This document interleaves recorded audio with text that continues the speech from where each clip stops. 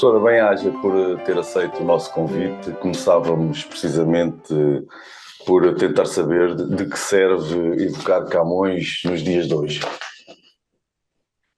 Com muito prazer trato este assunto.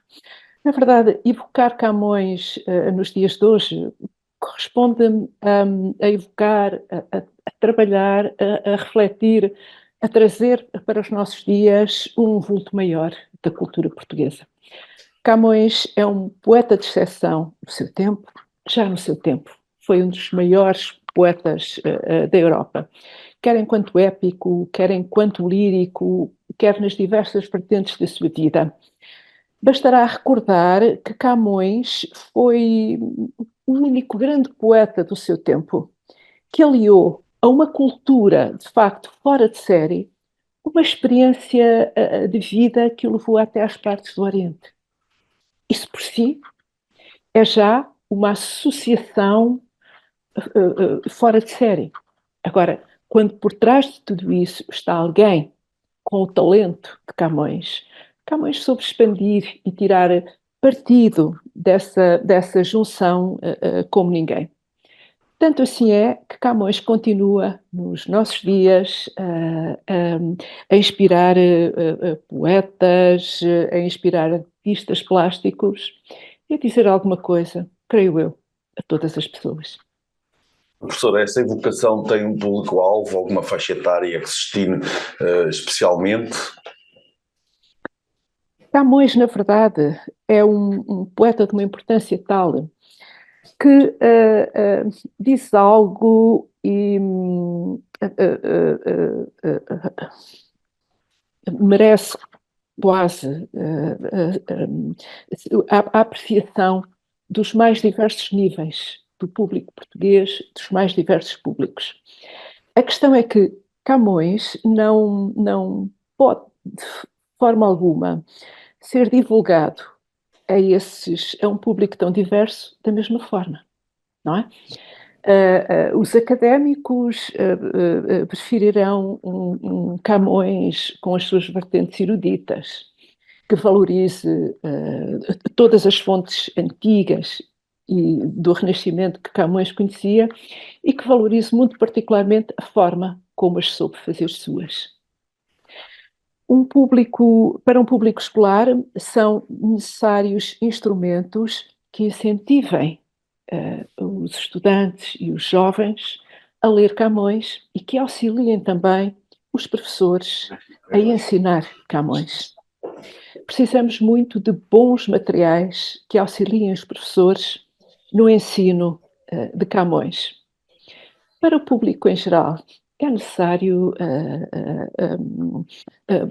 recorrer a formas de comunicação que permitam um contacto mais direto com esse grande público.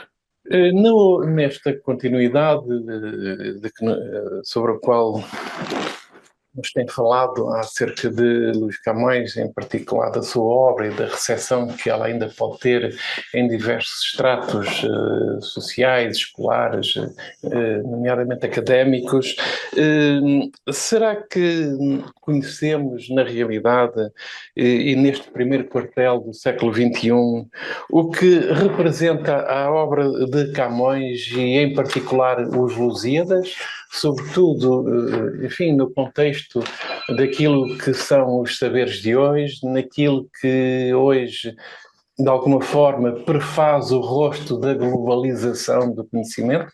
Camões, de facto, como o doutor acaba de dizer, tem um espectro de divulgação imenso. Nós falamos a qualquer pessoa, a qualquer portuguesa, ou mais, a qualquer falante de língua portuguesa no mundo, e Camões é reconhecido. Às vezes, nos espaços fora de Portugal, onde é utilizada a língua portuguesa, nós deparamos com um entusiasmo pelo nosso poeta fantástico, fora de série. A questão é que muitas vezes o que se conhece de Camões são aspectos muito superficiais da sua obra.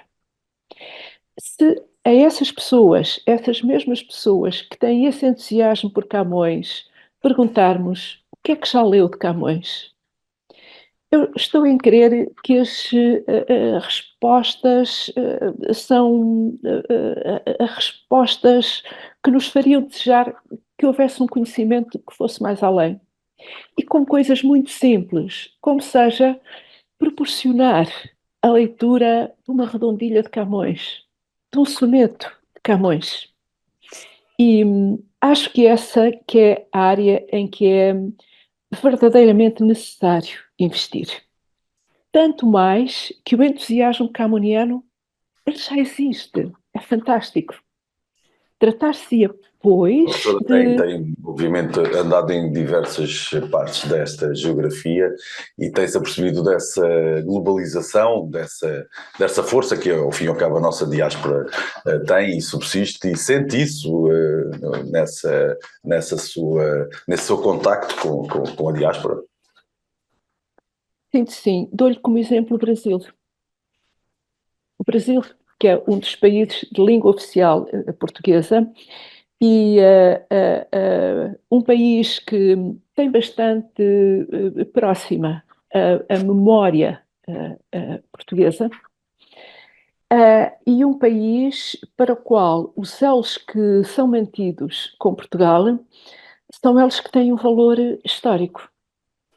No Brasil, há várias instituições que fazem um grande trabalho acerca de Luís de Camões, desde as universidades brasileiras até associações de migrantes que às vezes eram o avô, o bisavô, mas os descendentes continuam a fluir a essas reuniões e continuam a rever-se, de facto, com muito orgulho na memória de Camões.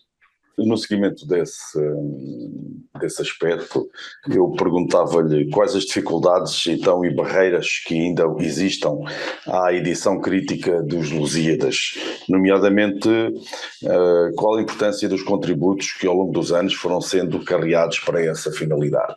A questão das edições críticas dos Lusíadas debatia-se com um dado facto que foi enunciado aí há uns 40 anos pelo professor Ivo Castro e pela professora Mariana Ramos, e que é a seguinte: fala-se muito de edições críticas dos Lusíadas. Foram feitas ao longo dos séculos edições chamadas críticas pelos Lusíadas, mas serão essas edições críticas se não se sabe qual é o texto original do poema épico de Camões? Ora, foi em 1639 que Farias Sousa colocou essa questão pela primeira vez, quando verificou que os exemplares com a mesma data, 1572, o mesmo local de edição, Lisboa, e o mesmo editor, António Gonçalves, não eram iguais. Essa questão foi sendo arrastada, mas é uma questão que tem de ser avaliada com dados subjetivos. Deram grandes contributos nesse sentido estudiosos do século XIX. Por exemplo, o Tito de Noronha. O Tito de Noronha notou que os caracteres tipográficos não eram os mesmos, que havia caracteres tipográficos que existiam num grupo de exemplares de 1572 e que noutros não existiam. Depois dele, o Gomes de Amorim, que foi biógrafo de Garrett, que viveu parte da sua vida no Brasil, notou a mesma coisa. Depois, na edição do Rodrigues, em inícios do século XX, esse crítico notou que havia diferenças de papel. Essas diferenças de papel foram depois estudadas com maior profundidade por João Ruas. E tudo isto foi ainda considerado por muitos críticos, valha por todos o nome de João Luís Lisboa. O que quer dizer que aqui se requeria era a aplicação de um método objetivo, que pudesse estudar papel, caracteres tipográficos e todas estas características.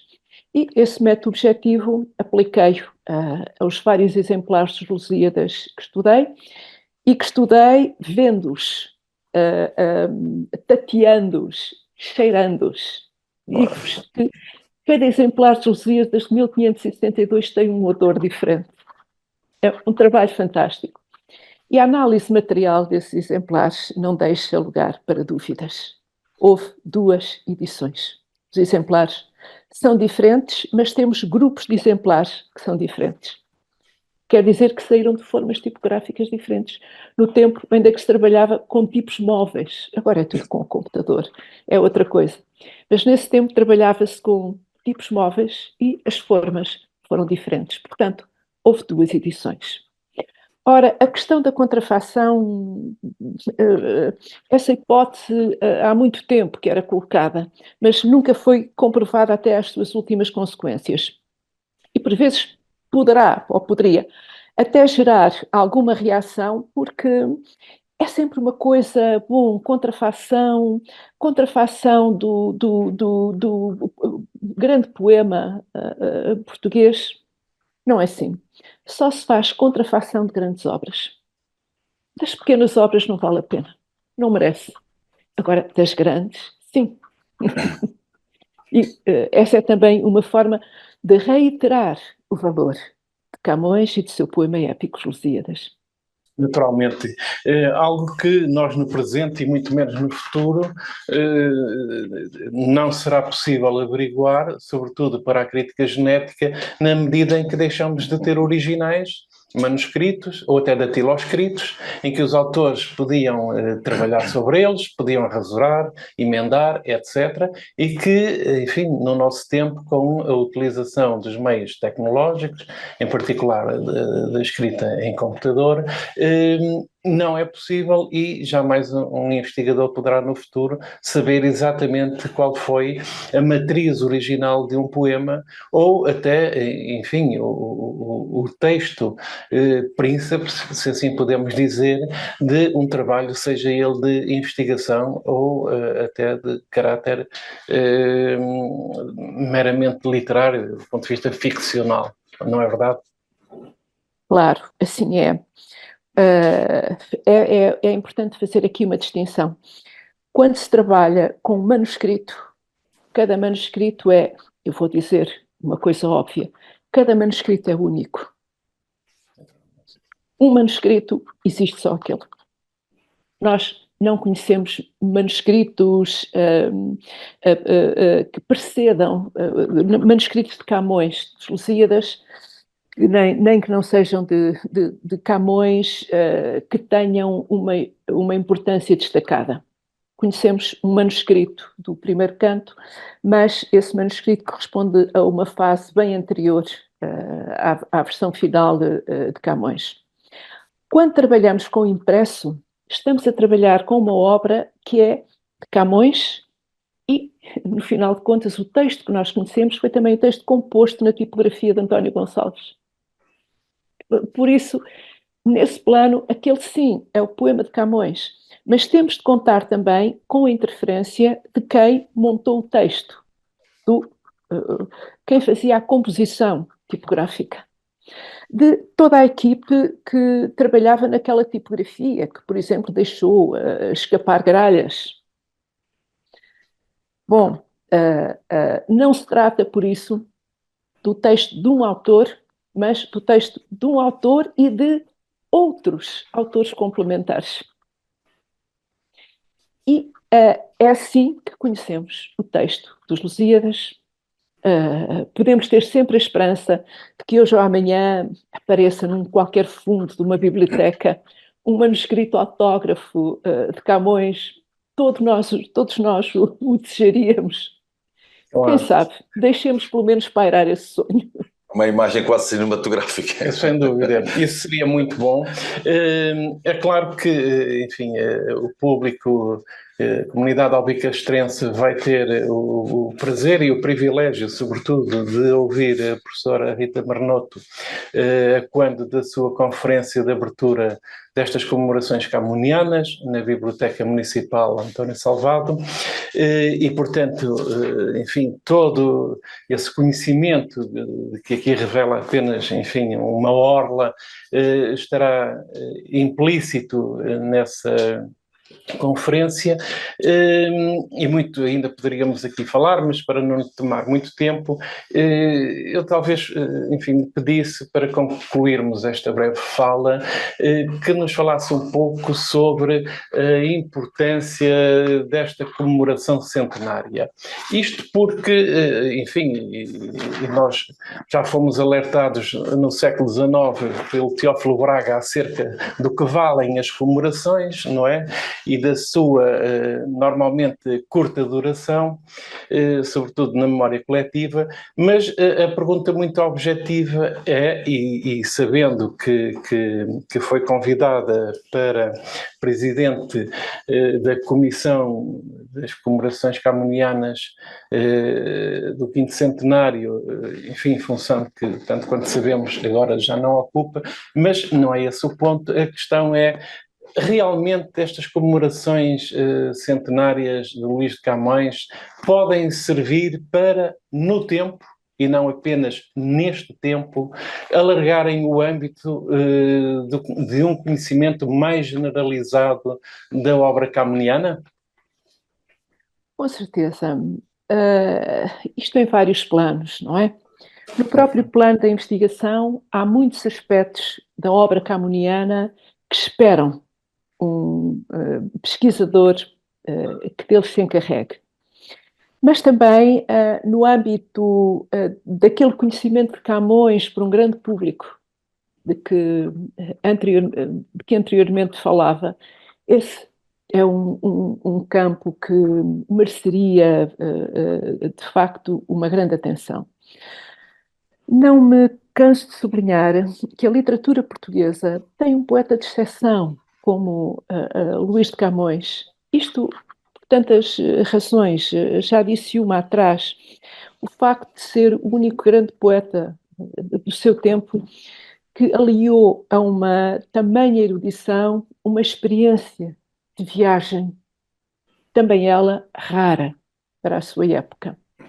Mas tanto haveria a acrescentar a isso, como, por exemplo, a forma exímia como Camões cultivou a língua portuguesa.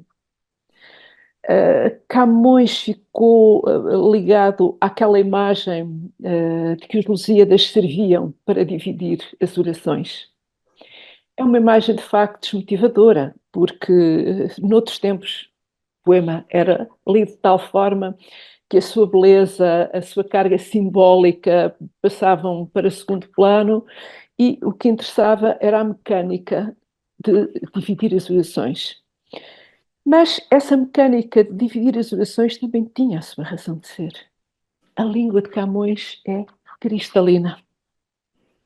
E quem dividiu orações com os versos dos Lusíadas, tem lições de vida de língua portuguesa para o resto da vida.